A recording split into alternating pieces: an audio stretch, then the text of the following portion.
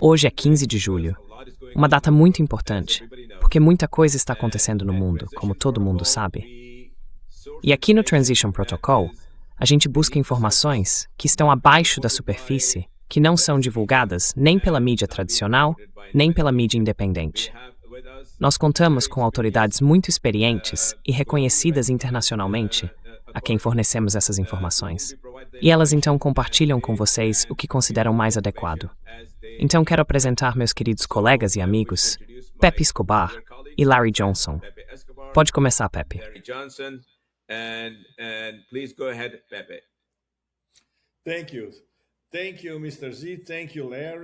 Obrigado. Obrigado, Sr. Z. Obrigado, Larry. E obrigado a todos vocês, nosso público global. Certo, vamos direto ao ponto. Do jeito que as coisas estão, existem 3 questões absolutamente centrais girando em torno do que a gente poderia chamar talvez da morte total do gato Moe, que já estava em coma. A menos que ele ressuscite, como naqueles filmes de terror americanos cheios de sangue, o gato sempre pode ressuscitar. Mas por enquanto, isso vai ser muito, muito difícil. Enfim, vamos aos 3 pontos realmente essenciais, e depois a gente pode abrir a conversa entre nós, pensando na possibilidade, nos próximos dias, de algum tipo de diálogo voltando aos trilhos.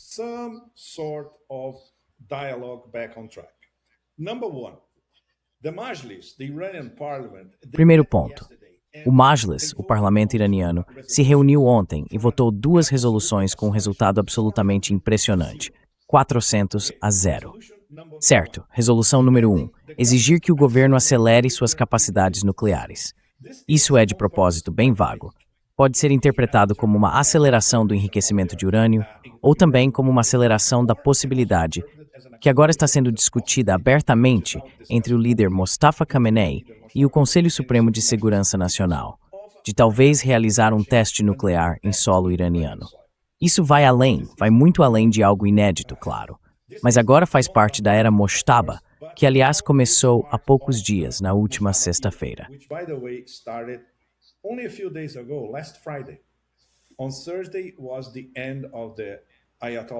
Na quinta-feira terminou a era do Ayatollah Ali Khamenei na República Islâmica, e a era de Mojtaba começou há poucos dias na sexta-feira.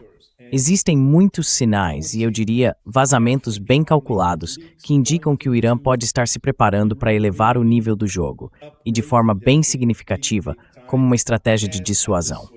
O segundo ponto que acontece em paralelo é que Islamabad e Doha, ou seja, Paquistão e Catar, voltaram a conversar, agora na posição de mediadores. E é isso que eles esperam. É isso que os mediadores paquistaneses e cataris esperam. Então, não dá para tomar isso ao pé da letra, muito menos achar que isso realmente vai acontecer.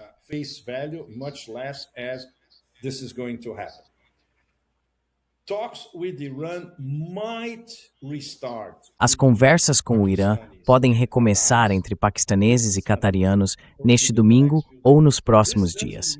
Isso não quer dizer, claro, que o memorando de entendimento vai voltar aos trilhos. Não.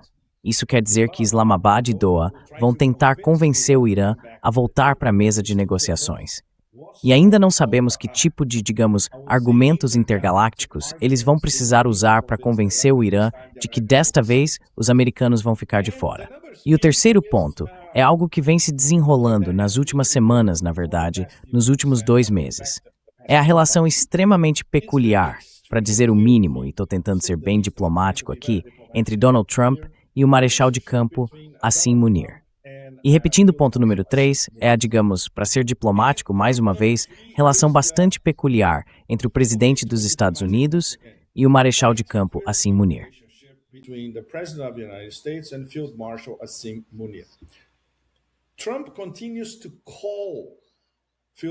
Trump continua ligando diretamente para o marechal Asim Munir. É claro, eles têm uma relação em que um pode simplesmente pegar o telefone e ligar para o outro, e a resposta vem na hora. Quando se trata do Trump, isso não é algo comum. Então, um dos poucos líderes estrangeiros no mais alto nível que consegue fazer isso com ele é o Asim Munir. Mas nesse caso, o Trump está ligando para o marechal num estado, eu diria quase de desespero, tentando influenciar ou até sugerir, de forma bem direta, na verdade, para o Munir. Você consegue encontrar uma saída, uma rota de escape? Depois que o próprio Trump detonou o memorando de entendimento, pelo menos 9 ou 10 pontos, entre os 14, certo? Então pode haver algum tipo de retomada das negociações que não envolva o que o Trump veria como uma humilhação pessoal.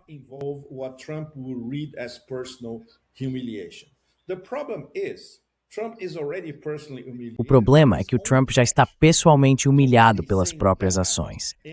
Então qualquer coisa que aconteça, e qualquer coisa que o Assim Munir consiga convencer os iranianos a aceitar, do ponto de vista americano, vai acabar sendo um memorando de entendimento pior do que aquele que foi destruído pelo presidente dos Estados Unidos. Então é aqui que estamos, nesses 3 pontos principais. E o outro ponto é o seguinte, e já vou passar direto para o Larry, porque o Larry também tem informações detalhadas sobre isso. É a resposta iraniana aos bombardeios americanos nesses últimos 2 dias. Eles foram absolutamente devastadores, e parte disso já começou a aparecer na internet. Nos próximos dias, a dimensão da destruição nessas bases americanas na Ásia Ocidental vai ficar ainda mais evidente para todo mundo. Então, com isso, Larry, é com você. Obrigado. Larry, take it away. Thank you. Hey, thanks, Pepe. That's a great. Valeu, Pepe. Ótima introdução. Então, primeiro vamos destacar que os Estados Unidos voltaram a uma postura de guerra. No dia 17 de junho, eles desmantelaram o que chamam de CATs, não os mesmos CATs de que o Pepe estava falando. Esses são chamados de Crisis Action Teams, ou equipes de ação de crise. Elas foram criadas, 7 dias antes do ataque ao Irã, que começou em 28 de fevereiro. As CATs foram montadas como células de planejamento de operações no Pentágono, no Comando Central e em outros comandos de apoio, e funcionavam 24 horas por dia, 7 dias por semana. No dia 17 de junho, depois que o cessar-fogo foi declarado, elas passaram a trabalhar em horário comercial, de segunda a sexta, das 9 às 5. Isso significa que não estavam mais planejando operações de combate.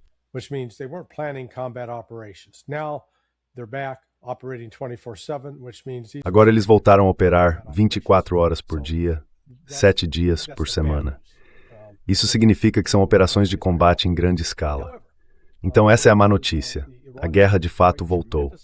Mas os iranianos têm uma vantagem enorme sobre os Estados Unidos. E tudo se resume a isso. Do norte da ilha de Qeshm, acho que o lugar se chama Bandaregah, até o sul, ao longo da costa, perto de Sirik, são mais ou menos 200 a 300 quilômetros de litoral. Por toda essa faixa de costa existem aberturas nas montanhas que se erguem direto do mar, de onde são lançados mísseis de defesa costeira. Também há posições de disparo para drones.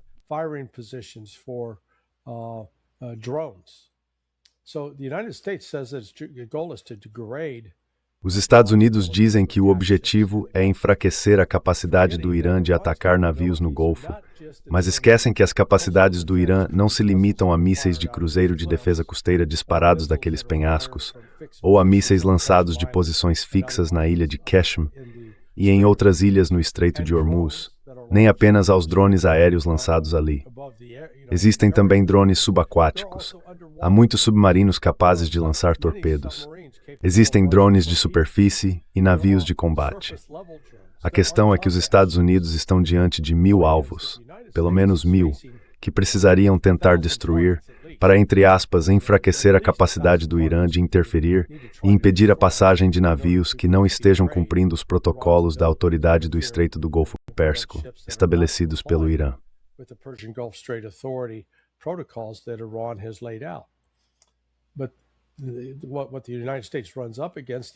Mas o que os Estados Unidos enfrentam é que eles não têm o poder aéreo, nem os mísseis necessários para cumprir essa missão.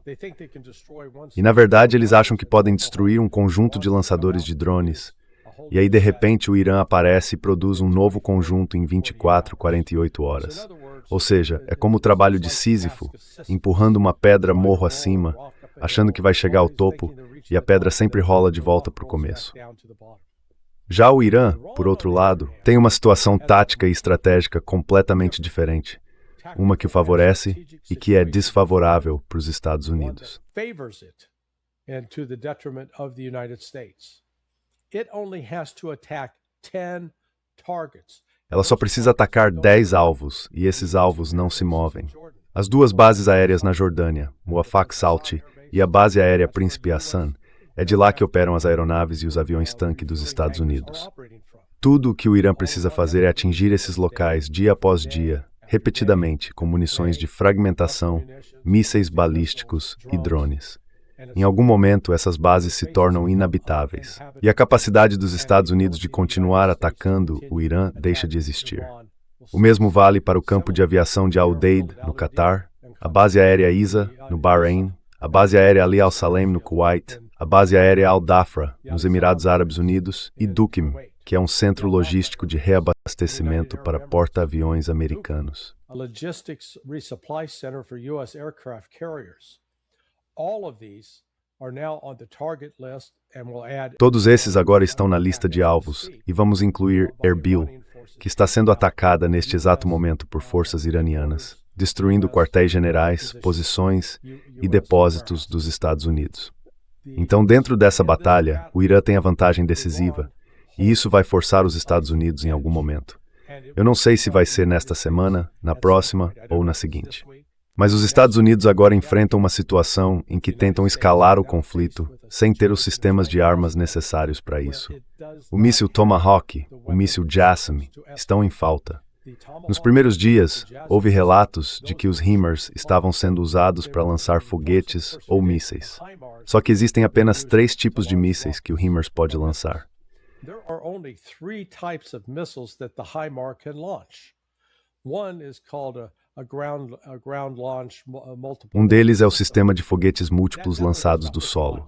Ele só alcança uns 80 quilômetros, então nem é usado. Se você disparar isso do Bahrein ou do Kuwait, nem chega ao território iraniano. Aí sobra o ataque MS. Pois é, o ataque MS parece bom, mas se você lançar do Bahrein, a distância até Bandar Abbas mal dá para alcançar Bandar Abbas. Então ele é limitado, e a quantidade também é limitada. Isso nos leva ao Precision Strike Munition, o míssil novinho que vai substituir o ataque MS. E adivinha? Para o ano fiscal de 2026, a Lockheed Martin produziu um total de 56. Eu vou repetir, 56. É com isso que eles estão atirando no Irã. Em uma semana acaba. Fácil, se estiverem lançando 7 por dia. Easy. If they're firing 7 a day. So the point is the United States. A questão é a seguinte: os Estados Unidos, com os mísseis Tomahawk, têm um estoque limitado. O míssil JASSM, outro míssil de ataque conjunto ar-terra, também depende de minerais raros que vêm da China.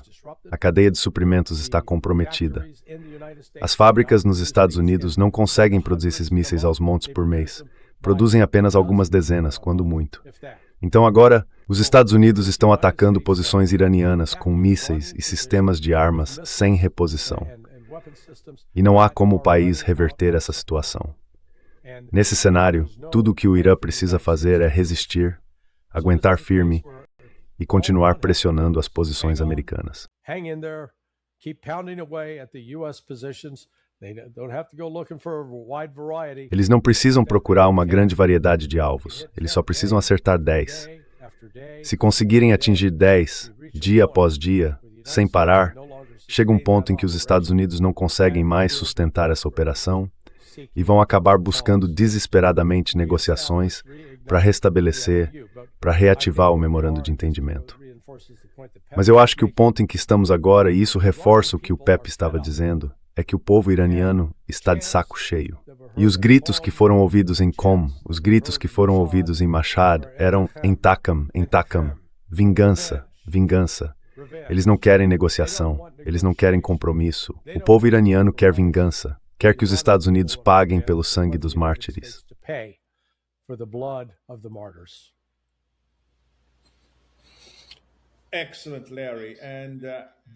Excelente, Larry. E isso se encaixa totalmente com as informações que a gente vem recebendo, de que o Trump tem ligado para a gente desesperadamente, há um ano sem parar, tentando achar uma saída. Porque, obviamente, alguém no Pentágono deve ter explicado para ele o que você acabou de explicar para todos nós, mas num resumo típico do estilo Trump, de um jeito que ele conseguisse entender. que ele vai ficar sem armamento em questão de poucos dias, até antes de acabar com as reservas estratégicas de petróleo. Então essa é a linguagem que o Trump talvez entenda, certo? Sr. Z, o senhor quer acrescentar alguma coisa, quer esclarecer algo ou quer... Bom, eu quero esclarecer alguns pontos.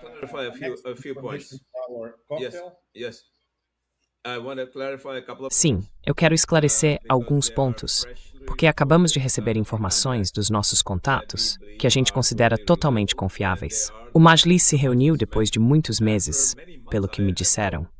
Eles se reuniram ontem à noite, no nosso horário, e aprovaram 2 resoluções. A gente já tinha falado sobre isso no começo. Mas a votação foi de 400-0. Sim, may I first your added band?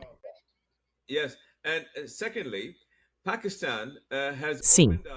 E em segundo lugar, o Paquistão abriu, que a gente nem chegou a comentar, vários corredores para o Irã. Vários corredores por onde já está acontecendo o trânsito de mercadorias, inclusive de petróleo, não só para o Paquistão, mas também para alguns países favorecidos, a partir do porto de águas profundas de Gwadar. Então, o Irã não está isolado. O Irã não tem pressa. Eles têm a paciência a seu favor. São capazes de suportar punições. Mas os Estados Unidos não são. Então, quem sabe o que passou pela cabeça dele que levou o Trump a embarcar nessa última tolice? Quer dizer, eu sinceramente não consigo entender isso. E as pessoas com quem eu converso também não entendem. Vocês são especialistas em entender a estupidez do Trump. Então talvez consigam entender o que exatamente passou pela cabeça dele para fazê-lo agir desse jeito. Porque é uma completa insensatez.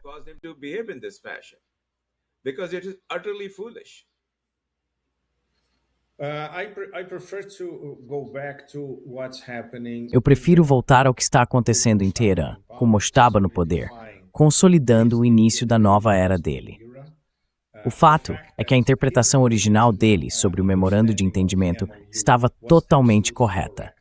E isso é algo que ele mesmo disse há poucos dias, antes de delegar a decisão de se envolver com o memorando. Ele passou essa decisão para o Conselho Supremo de Segurança Nacional, desde que houvesse uma maioria sólida. Mas ele deixou claro, dentro do círculo mais próximo, que isso não era prioridade para ele. Ou seja, ele nunca acreditou que o memorando seria realmente cumprido pelos Estados Unidos, nem que os compromissos americanos seriam mantidos. Nesse ponto, ele estava basicamente agindo como o pai dele. Khamenei, repetidas vezes, tanto em público quanto em privado, sempre disse não, é absolutamente impossível negociar com os americanos.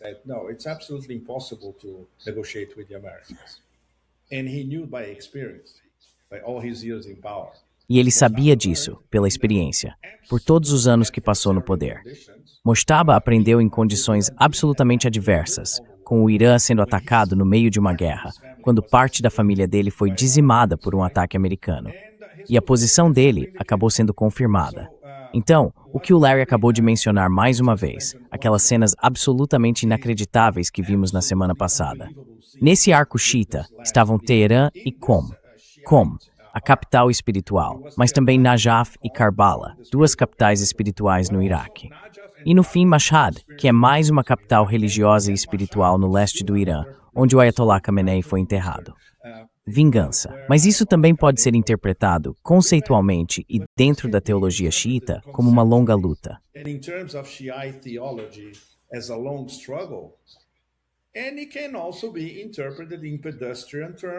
E isso também pode ser interpretado de uma forma mais simples, como sim, nós deixamos uma marca clara em você, e algo vai acontecer com as pessoas que nos atacaram no dia 28 de fevereiro. Então dá para interpretar isso de várias maneiras diferentes. Mas o mais importante é que as decisões de Mojtaba levem em conta o veredito das ruas. E estamos falando de 40 milhões de pessoas. Isso é algo inédito na história moderna, talvez até em séculos. Então, é isso que vai orientar os próximos passos da resistência iraniana, digamos, nos próximos 10 dias, mais ou menos, partindo do pressuposto de que os bombardeios americanos vão continuar, como o Trump vem anunciando todas as noites, e de forma intensa, até que fiquem sem munição.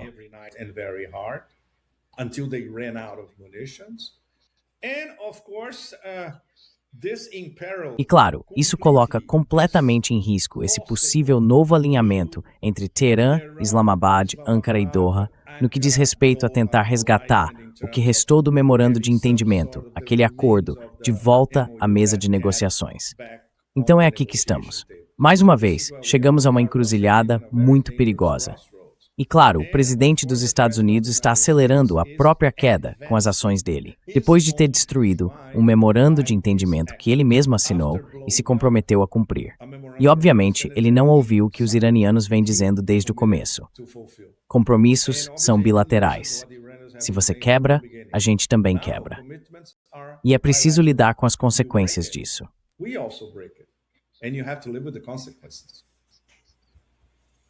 Yeah, and what we're again, Z, what we're looking at here now.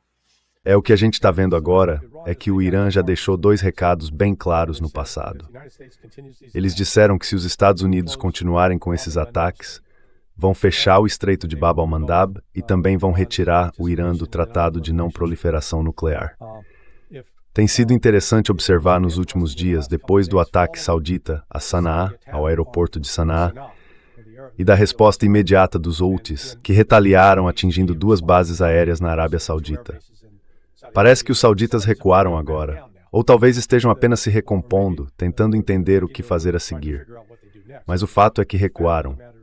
Não estão continuando nem intensificando os ataques.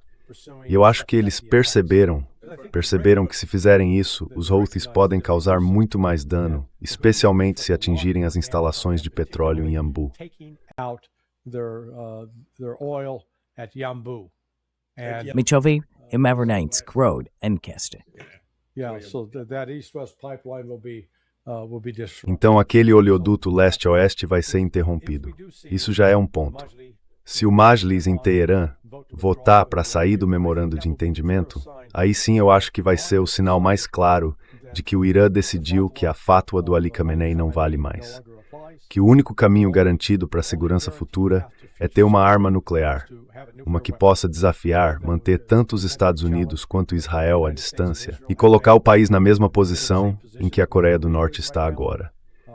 E eu sei que isso vai contra boa parte das análises que a comunidade de inteligência fez no passado, mas eu acho que a situação mudou, como até o professor Marandi comentou nas conversas que ele teve nas últimas semanas com pessoas nas ruas.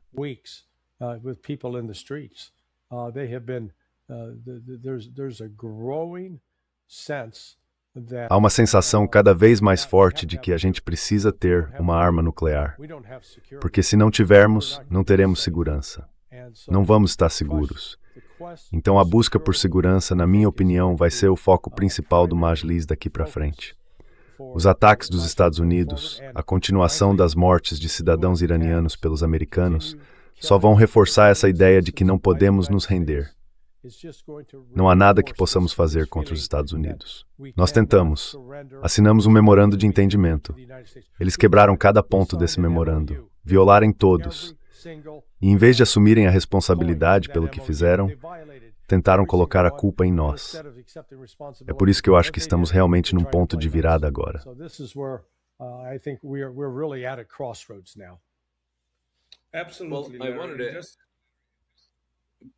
Com certeza.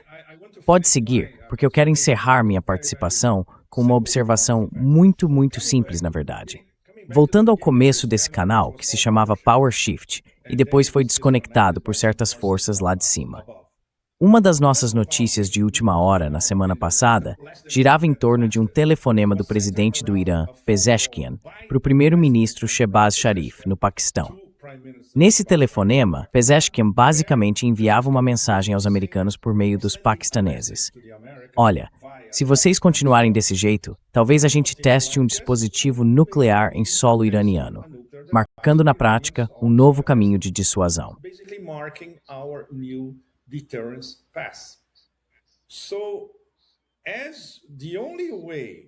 Então a única maneira de Mustafa realmente marcar essa nova era agora, em circunstâncias extremas, e levando em conta que ele tem o apoio de praticamente toda a população do Irã, seria dizer certo, vamos finalmente reverter a fátua original do Ayatollah Khomeini, a fátua do meu pai.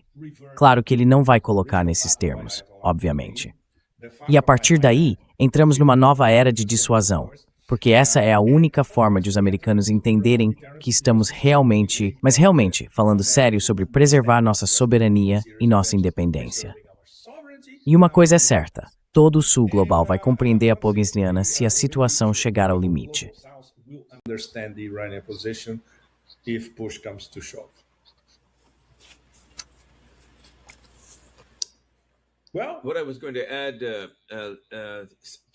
Olha, o que eu ia acrescentar nesse mesmo ponto, Pepe, é que meus contatos me disseram que, com a aprovação mais recente, que foi ontem à noite, da resolução exigindo que o Irã avance em suas capacidades nucleares, a bola voltou para o campo do Mustafa Khamenei. E o Mustafa Khamenei, junto com seu círculo mais próximo, é quem agora está em posição de decidir se vai ou não fazer o que disseram ao Pezeshkian, que fariam há cerca de 2 semanas, antes que o memorando de entendimento fosse finalmente redigido, assinado e comunicado pelo nosso canal, por meio do nosso próprio relato do ministro das Relações Exteriores do Paquistão, Ishaq Dar, diretamente ao Marco Rubio. E aí houve avanço no memorando. Então me disseram que se isso continuar, se a escalada atual seguir além de domingo, que é a data marcada, o Paquistão e o Catar vão conversar de forma muito intensa com seus colegas iranianos, levando com eles tudo que o Asim Munir ouviu do Trump, em particular quando ele pediu, por favor, me tirem dessa situação. E aí vão ver se o Irã está disposto a ouvir. Essa avaliação deve acontecer agora, neste domingo, no fim de semana.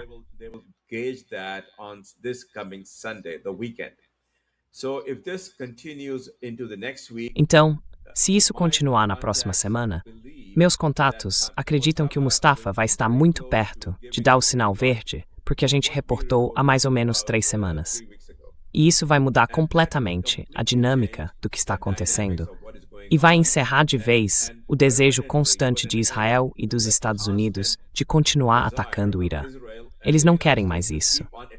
Então é aqui que a gente está nesse momento. Com certeza. Larry, você encerrar?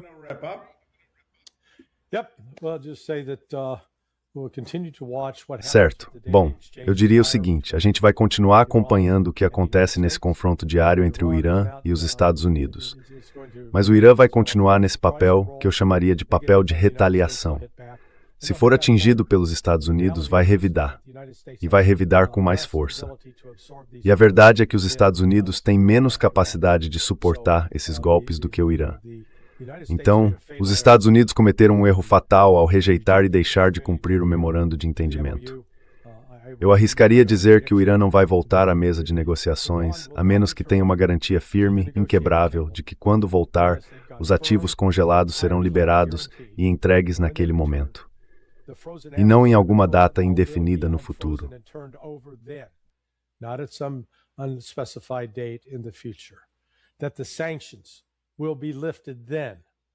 Que as sanções serão suspensas então, e não em alguma data indefinida no futuro. Esses seriam os 2 pontos mais críticos. E que o Irã, gostem os Estados Unidos ou não, vai continuar controlando o Estreito de Hormuz e vai seguir, e agora eu acho começar a cobrar a taxa pela qual concordou em esperar 60 dias. Outra coisa que acho esquecemos de mencionar é o que o Hezbollah faria, porque o Hezbollah seguiu o memorando de entendimento. E de acordo com esse memorando, o Hezbollah deveria parar os ataques a Israel, o que de fato fez. Agora, como o Irã disse que não está mais vinculado ao memorando, o mesmo vale para o Hezbollah. E eu acredito que veremos o Hezbollah começando a retaliar contra os ataques israelenses.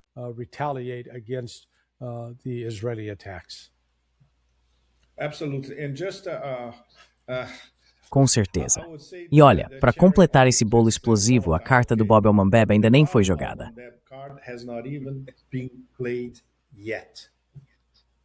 Sim, Sim. está em reserva. É uma reserva de escalada do Irã para a qual os Estados Unidos não têm solução. Nenhuma. Absolutamente nenhuma. Então eu não faço ideia do que vai acontecer. It's not a card by Iran, it's a card by Yemen. Não é uma carta do Irã, é uma carta do Iêmen. Eu estive no Iêmen no ano passado. Eles são completamente independentes. Mantêm uma relação próxima com o Irã, mas as decisões iemenitas são tomadas em Sanaa e em Saada, que é a sede e o berço do Ansar Allah, no norte. Só quando você vai até lá e conversa com eles é que entende o quanto estão preparados, o quanto evoluíram tecnologicamente e como se trata de uma civilização muito, muito sofisticada. Segundo o profeta Maomé, o verdadeiro Islã sempre esteve no Iêmen. Então, não mexa com eles. Por enquanto, eles estão apenas observando o rio correr, para citar nosso querido amigo Bob Dylan. For the moment, to quote our dear friend Bob Dylan. They are 2,000 years old civilization. Eles são uma civilização de 2.000 anos. E tem gente, aqui nesse país, que tem a audácia, a estupidez, a arrogância de achar que podem ser eliminados por causa de alguma conversa num canal do Telegram. Quer dizer, é esse o nível do nosso atraso. Mas de qualquer forma, pelo que me disseram, eles estão muito, muito alinhados com o Irã. Não vão fazer nada que coloque em risco o que o Irã está fazendo. E vão fazer de tudo para apoiar o Irã. É isso que eu entendo. E eu não sei se o Hegseth ou o Trump entendem isso. Então, qual é a sua, quer dizer, antes da gente encerrar e entrar no fim de semana, tomara que nada pior aconteça nesse período, qual é a sua avaliação, Pepe, sobre como essa situação se resolve? Pepe, on how this thing resolves. No crystal balls. We're waiting. Não, nenhuma bola de cristal. A gente está esperando. Trabalhamos com fatos, olhamos para os fatos, montanhas de fatos, fatos interligados. Vamos esperar. O problema é que no nível mais prático, e falando claramente, parece que dependemos do Erdogan e do Simonian para tentar colocar um pouco de juízo na cabeça psicótica de 4 anos do presidente dos Estados Unidos. Então não tenho certeza se isso é uma perspectiva muito animadora para a gente, mas infelizmente não há outra.